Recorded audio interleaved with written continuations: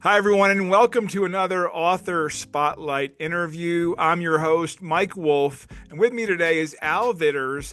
Al was born in Brooklyn and raised in Northport. He graduated from West Point in 1968 and served in the Army for 24 years, retiring as a colonel. He served 2 tours in Vietnam, 4 years in Germany, and 1 year in Panama as an infantry officer. He holds MS and PhD degrees from the University of Utah, served on the West Point faculty, and has taught and published research for over 20 years on leadership, motivation, and organization development.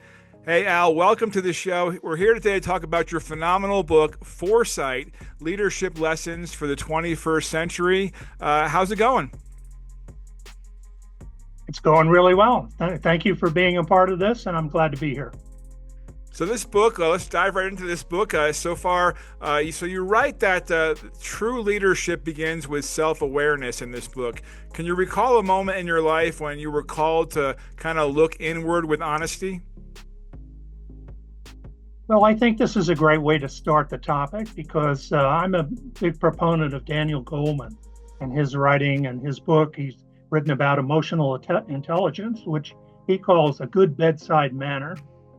And so, if you go back to the classic philosophers, people like Socrates, they emphasize the importance of knowing thyself. And one of the things that I found in as a student of management and leadership and also teaching it is there's some great tools out there to help you improve self-awareness.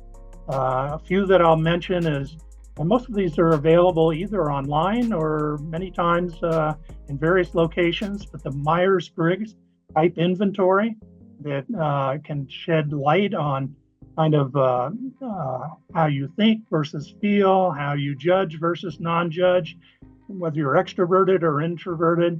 And there's something called a learning style inventory that I have found very helpful. And even the military's ASVAB, Armed Services Vocational Aptitude Battery. So I've used these tools to learn more about myself. But to your question, really, about a moment in my life where I had to think inward, I would go back to my combat tour in Vietnam. And we were confronted with a real challenge between accomplishing the mission and taking care of your soldiers, your brothers, your troops. And I really had to think deeply about that and what I was doing there, what my purpose was. But I decided to prioritize bringing my brothers home. Well, hey, thank you for your service. Before we even go on, thank you so much for that. We definitely appreciate what you've done for our country and what everyone did for our country with that war. And let me ask you this. You mentioned students. How do you help current students or young leaders unlearn the idea that leadership's all about control? Well, particularly young leaders, I have found them to be very open-minded. A portion of my career was spent over 10 years working with 200 teenagers in a junior ROTC program in Jacksonville, Florida, across 2 high schools. And it was a great opportunity. It's really a leadership program, a citizenship program. It's not a recruiting program. But I found probably the last thing on these teenagers' minds was the idea of control. And it's wonderful working with young people in this field is because they're kind of a blank slate you can write on and really have influence and impact. So I think they learned very quickly that they had to lead by example. They had to be authentic leaders. And probably the most valuable lesson they learned is there's an awful lot that you can't control. And just learning to deal with that aspect of being a young leader. Yeah, and the kids nowadays are going through a lot more than probably we went through, or maybe a different aspect of challenges that we had when we were younger with computers and chat GPT and all the stuff they have access to. It's probably overwhelming just for anyone of that age to have all this at their fingertips. But your book, it speaks of moral courage. Now, let me ask you, what does that look like in day-to-day decisions for you or for anyone who maybe you're coaching? Well, moral courage is one of those, lots of times when you begin a discussion on leadership, you'll start with traits, maybe styles of leadership. possibly principles of leadership, get into situational leadership. But I like the trait approach, particularly in working with young people. And so a great example to me of a leader who possessed moral courage was Martin Luther King. I grew up in the 60s.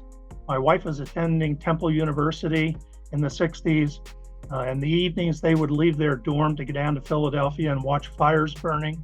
Martin Luther King stood totally opposed to that. He resisted violent responses to anything to do with the civil rights movement. And I think we have a lesson for that in today's world with political violence. But more, one of the things I describe in my book, and there's a lot of concepts and theories and models in there, is Archie Carroll's pyramid. And in this pyramid, he talks about things that ought to be considered in making decisions, particularly business decisions, but it could apply in other areas. At the base of his pyramid is that you need the course of action that you're considering needs to be profitable. It needs to have an economic effect to it. But then after that, he talked more about it has to be legal. So you need to take a look at it from the legal point of view. And lastly, he emphasized there's an ethical component. And is it the right thing to do?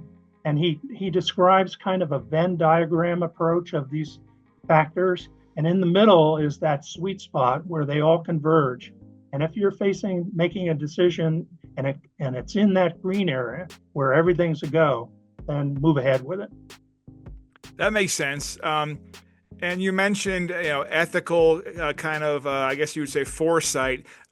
When these children you're coaching or kids and teens you're coaching, how can you nurture foresight in them that also is going to follow the rules of law, even before they become leaders? Well, I'm doing a limited coaching now. I'm retired from college teaching and retired from my military career in 1992. But I am interacting on boards and I am interacting with young people all the time. And so it's a great question of how do you nurture this concept that I've decided to link my name to in this book. And really, it was one of the reasons for writing the book is I thought it was an underappreciated trait of leadership. In all the workshops and classes I've done looking at traits of leadership, never heard anybody say foresight is one of those. You'll hear courage and intellect and passion and a lot of other things, but not that. But again, back to Goleman again and how he recommends kind of educating people in the area of emotional intelligence, and I think it applies to foresight, is a good way to deal with this is with cases. I'm a real proponent of case studies, and I think in the schools, there's a real possibility to teach emotional intelligence and include in that foresight.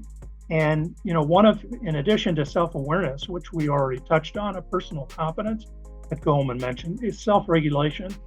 And if you look at junior high kids and high school kids, there's a lot of bullying that goes on in those schools. And so they need to sit in a small group and read a case that has to do with bullying and under good leadership and a good teacher, talk about that. And that's one of the main ways that I think we can nurture foresight, emotional intelligence. I heard Arne Duncan, a previous Secretary of Education under President Obama, actually recommend this, whether it's gone forward when I was teaching for the while that I did at the high school level. I didn't see any evidence of that, but I hope it's underway today. You mentioned bullying. So I grew up in the Northeast. I was bullied from 5th grade to about 11th grade. I used to pack my books early, the class before the final class, so I can get a head start on my way home before, to avoid getting beat up. But nowadays, it's more than just physical. It's these kids, it's like one person posts something about you online and all of a sudden 300 kids, downvote you or like it or comment. And it can feel probably overwhelming to these kids that, this whole school doesn't like me and everyone's, it's like bullying to the 10th degree, unfortunately. And it's got to be hard for these kids. Would you agree? I certainly would agree. And a lot of what I know I read about in the paper and I'm very concerned about things that are happening online. And that would make a great case study right there. Is give an example of online bullying, and under good supervision, have a discussion with a small group of teens about that. Okay, and when it comes to leadership nowadays for the 21st century, what would be a non-negotiable quality that you would say is the most important? And would you say this quality is the same one you would say now as you would say 50 years ago? I think, I have trouble sorting out which is the most important trait to me. And I have kind of narrowed it down to a couple, one of which is integrity. I think setting high standards is really important and people walking their talk. And the other one would be honesty. And I think I might err on that side today, which I might not have done years ago. But at West Point, we talked a lot about competence and character, and we all lived under an honor code there. So when I hear that word honor, right away I think you will not lie, cheat, or steal, and the difficult part, or tolerate those who do, which is a really challenging demand in the academy environment. So you're not kind of tolerating and looking the other way and ignoring it, but it's going to be confronted.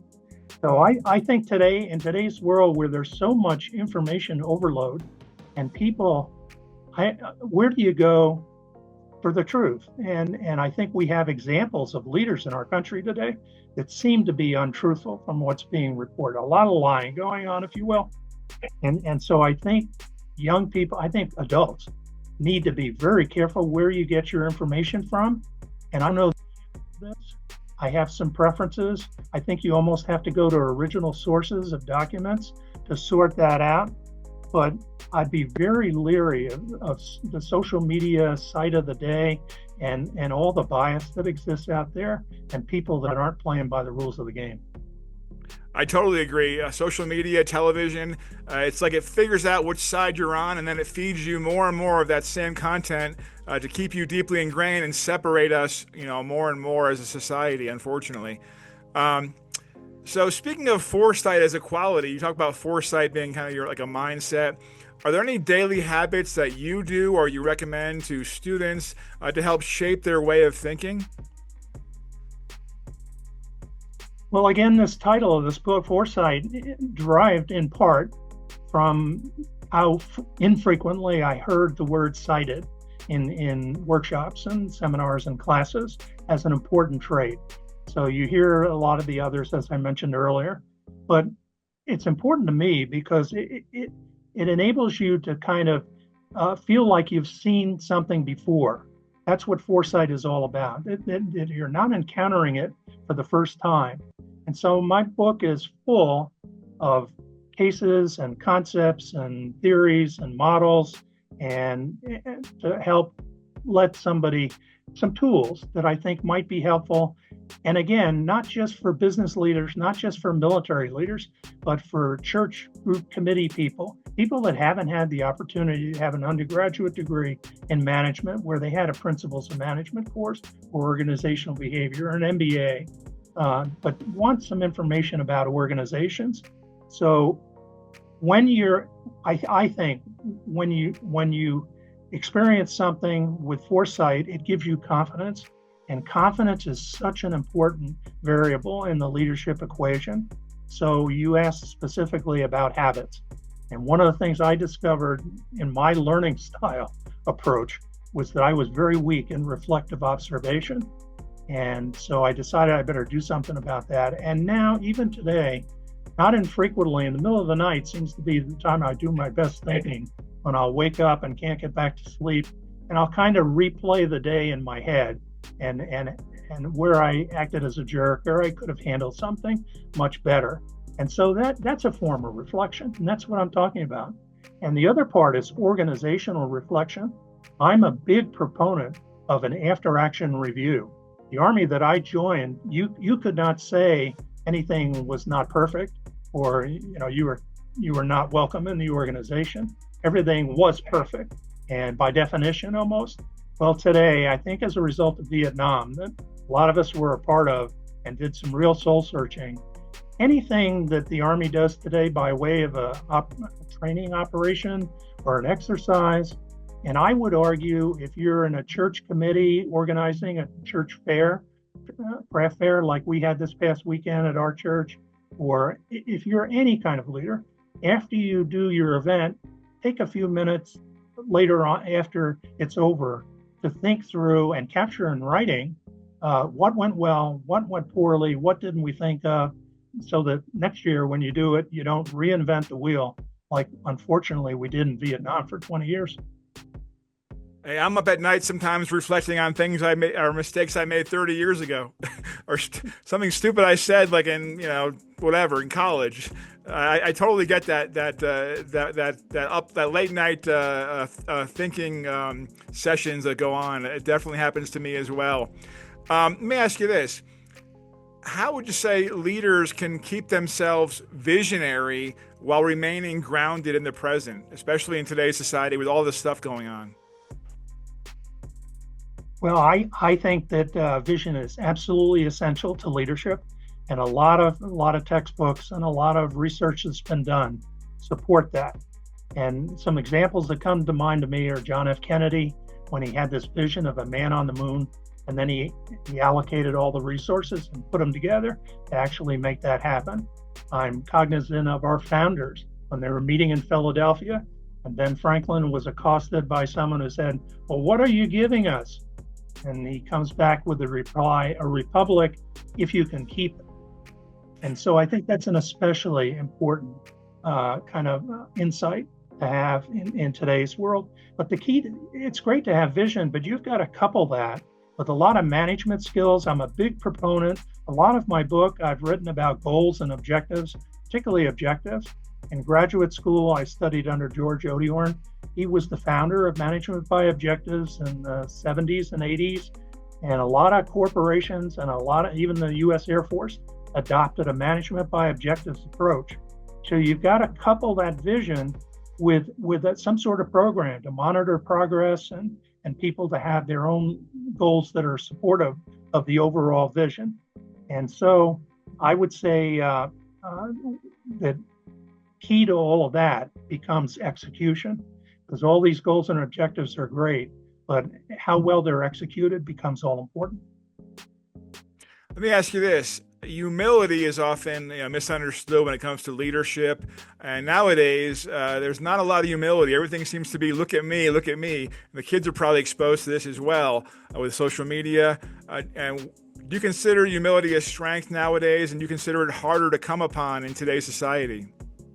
I think humility is another one of those traits that seldom got cited. And yet we have examples. President Lincoln is often cited as a man that was very humble, and people like Gandhi in India, another great example of humility. Certainly historians like Doris Kearns Goodwin and Ken Burns have noted the importance of this trait. And I think I approach it from the opposite. The opposite of humility is kind of hubris. And we know that has caused, from Shakespeare, from the Greeks and classic writings, a downfall of many leaders has been that pride factor that gets in the way and really causes problems. I'm reminded of a story that I heard in the Greek and Roman days when a warrior would return victorious in battle, and there'd be a big parade for him or her, I guess, in that time. But it was not uncommon behind them to have a clown. And the purpose of the clown, the message they were sending, was that all fame was fleeting, and beware of this idea of excessive pride. Wow, I never knew that. It's amazing. Let me ask you another question. So speaking of another term that we might use is intuition. How do you feel about your view on intuition, and how does it shape your decisions every day, and how do you use it to teach any students?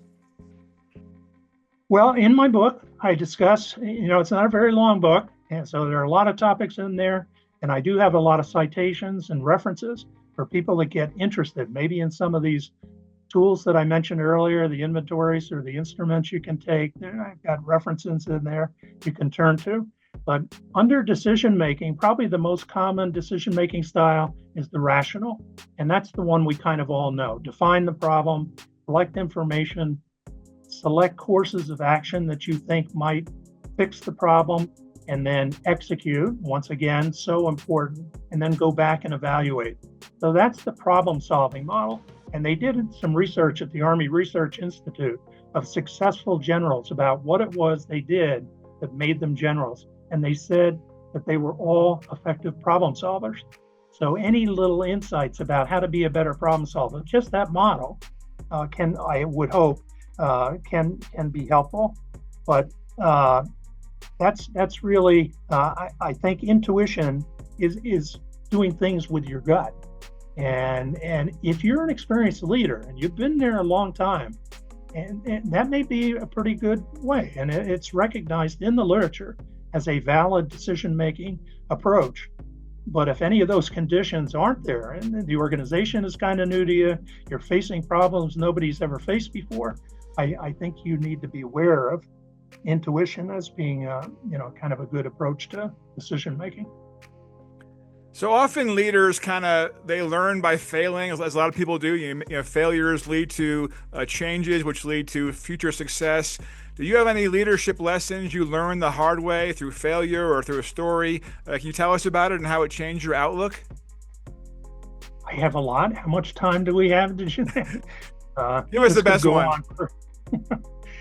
I think one area that I was not so proficient would be in the area of developing interpersonal relationships with the people I was working with. And there's a book that I'm very fond of from the 1980s, In Search of Excellence by Vitters and Waterman. And they write about this thing called MBWA, Management by Walking Around. And I think looking back on how I was as a young leader, I needed to get out of the office more, and I needed to form relationships with my subordinates and people who are working for me, team members, they would be today, and get to know them, get to know their families when key events are coming up in their life. That's such an important thing to do as a leader. And, there's a saying that your team doesn't care how much you know, they want to know how much you care about them. And until they sense that, you're probably not going to have a very effective team. So that's something to keep in mind. I think my wife manages me by walking around. She walks around and points to stuff she needs done, and I have to follow those instructions. So I get some of that too. Obviously, nowadays is a very polarizing time in America. It's probably never been this far separated as since the Civil War, basically. How can leaders promote unity without losing their moral clarity? Well, like we've talked about, it all starts with that vision and those objectives, and keep your focus on that. And the mission is all important. I had the good fortune in my military career. I started as a platoon leader in the 82nd Airborne Division. I served with the Old Guard, the Army Ceremonial Unit in Fort Myer, Virginia. Took part in three state funerals and an inaugural parade. And we ate, slept, and talked constantly about mission and how important it was and how we could be doing it better. So I think that polarization begins to seep in when we start worrying about petty things and looking for criticism with each other. And I think the other part of it is not to recognize that there's two sides to most issues today. They're complex and they're not so easy to sort out. And people are a result of their experiences. And so you need to listen to them. And then you need to understand where they're coming from. There is a marital strategy. I'm not a marital psychologist, but where two parties are brought together and asked to restate the other person's opinion to their satisfaction. And I've often thought, if we can get people in the same room and trying something like that we really understand what they're saying, we might have. But I totally agree with you that polarization is a serious problem today.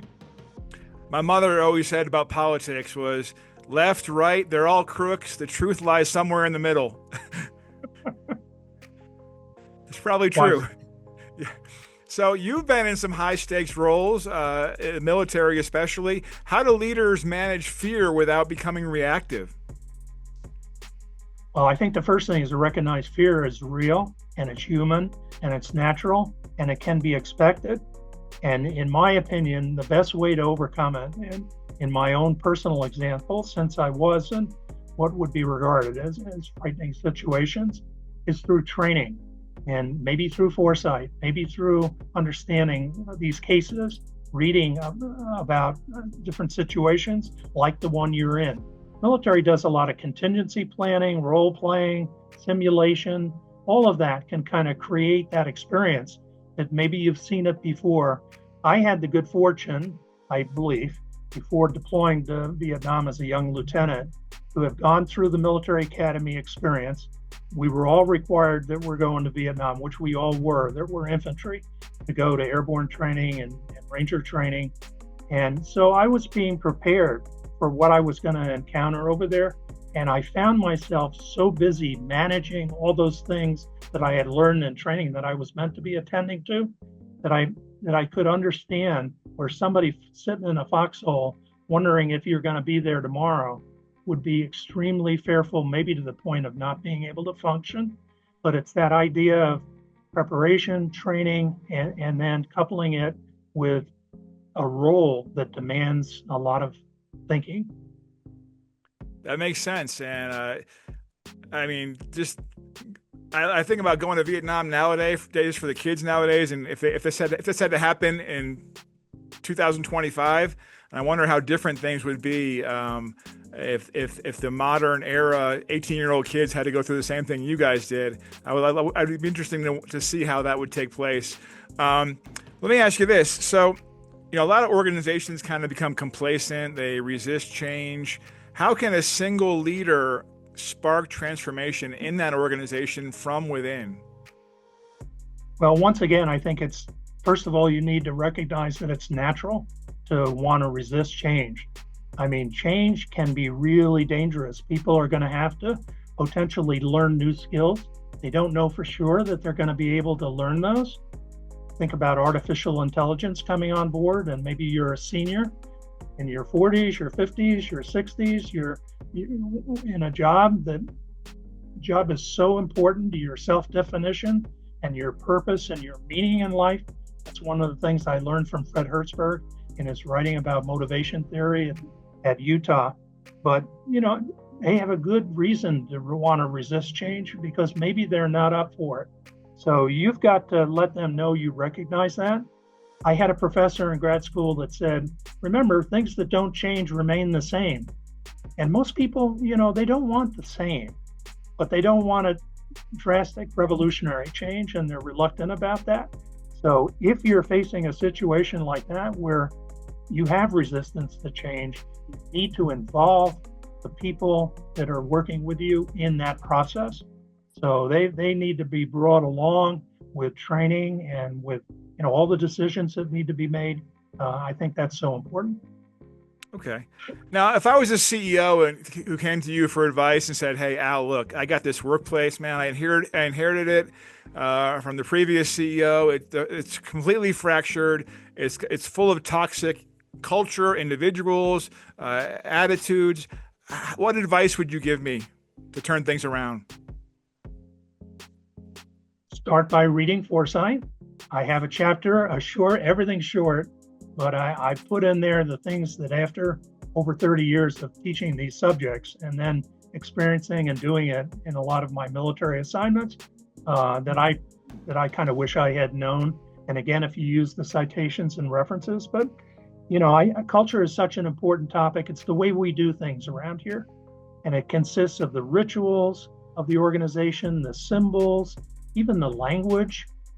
We all learned that BDA means bomb damage assessment from the recent Iran strike. So that's an acronym, but that's the kind of language the military is filled with.